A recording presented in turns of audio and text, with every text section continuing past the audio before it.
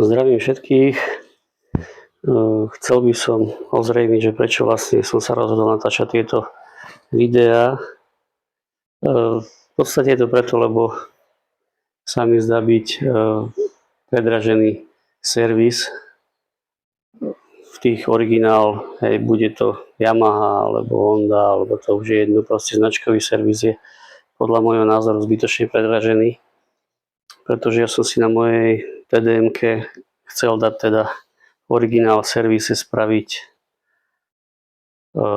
pozrieť podtlaky, skontrolovať, vymeniť sviečky, skontrolovať ventily, vymeniť chladiacu kvapalinu, pretože keď sa robia ventily, tak ide chladič dole, takže automaticky aj chladiacu kvapalinu. Takže v podstate som chcel tieto 4 veci.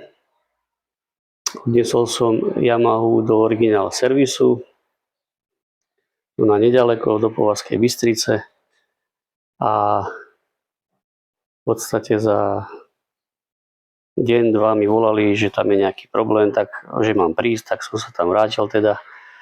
Pán mi povedal, že mi ventily neskontroluje, pretože na Yamahách alebo proste na tejto TDM-ke, ale je to aj FR alebo také niečo, aj, že sú tam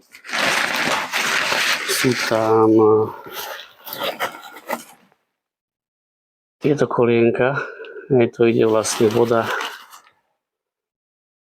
cez to, hej.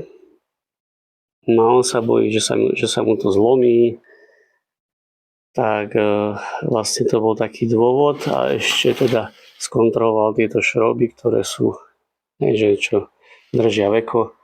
Povedal, že sú troška strhnuté, tak vlastne to mi nespravili, kvôli tomu, že sa bál, že sa mu zlomí kolienko. Potom chcel som skontrolovať tie podtlaky. Tam povedal, že vraj mi to skontrolovali, ale či áno, či nie, ťažko povedať. Ďalšia vec, čo som chcel spraviť, boli tie sviečky. Tam mi zase volal, že ich nemôže povoliť a že sa bojí, že ich strhne a nevie, ako by to potom opravil, alebo teda tiež tomu nerozumiem, lebo keď je to originál servis, tak podľa môjho názoru by asi mal vedieť, ako sa opravujú závity strhnuté. Proste sa to vyvložkuje a dá sa tam vložka, je to hotové, nemusí ísť ani hlava dole, lebo to mi tiež rozprával, že on nevie, či by musel ísť hlava dole, drahé by to bolo a tak ďalej, takže akože pozeral som na to nejaké videá na YouTube a nemusí ísť ani hlava dole nič, proste tam sa navrtá závit nový, vyvložkuje sa to a namontuje sa nová sviečka, ako s tým není žiadny problém. Takže to mi tiež sviečky nevymenili a vlastne prišiel na to, že mi tam presakuje cez termostat nejaká voda, troška to tam bolo okvapané, takže vymenil mi gumičku na termostate okrúžok, vymenili mi chladiacu kvapalinu a to je v podstate všetko a demontovali vlastne tie bočné plasty a ten chladič, Takže za to, že demontovali bočné plasty a chladič, si zarátali 4 hodiny práce. Hodina práce je 60 €, teda vtedy bola, teraz už je asi viacej. Takže za všetko som zaplatil 286 €. Z toho tých 240 bola akože práca, zhodenie plastov a chladiča, čo sa mi zdá byť trošku veľa. Tie 370 to bol okrúžok, 19 € to bola hadica vlastne, ktorá sa menila z toho termostatu do toho kolienka. Lebo keď už to bolo dole, tak hovorí, že by sa to mohlo vymeniť, tak sme to vymenili, veď 19 € nie je strašná vec. A chladiaca kvapalina 23 €, takže zhruba 40 € nastal materiál a ďalších 240 € má stála robota, ktorá si myslím, že nestála za tú sumu. Hej? Lebo za to, že vám niekto dá dole tieto plasty, kde povolí pár šrobov, áno, dá vám dole chladič, tak zobrať 240 € sa mi zdá byť veľa. No, tak preto som sa rozhodol, že si to budem servisovať sám.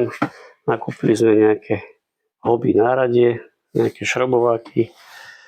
Tuto máme nejakú golasadu, tuto máme takú väčšiu sadu, tá už je staršia. Nejaké kľúče, hej. V podstate tá golasada možno nejakých 80 €.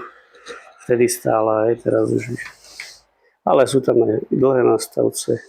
Akože ja som s ňou spokojný, mám ju možno, že aj dobrých 15 rokov a slúži mi. Veľa práce som s tým spravil. Kúpil som si teda orech, tú 19, čo som spomínal. Na povolenie toho predného kolesa. No a začal som si to servisovať sám. Vymenil som si ložiska. Ložiska ma stáli 25 € v prednom kolese. Kebyže to mám dať robiť do originál servisu, tak zase rátajte, že minimálne by si tam zarátali 2 hodiny práce.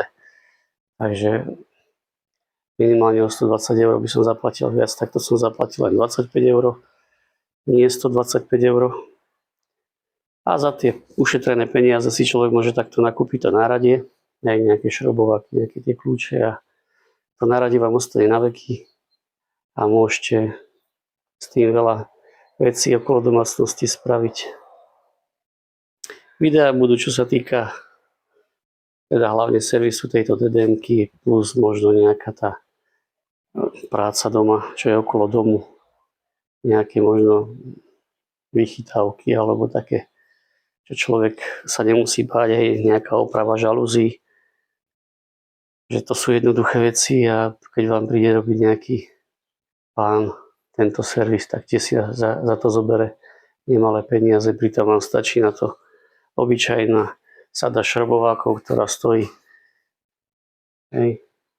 nejakých 7 €.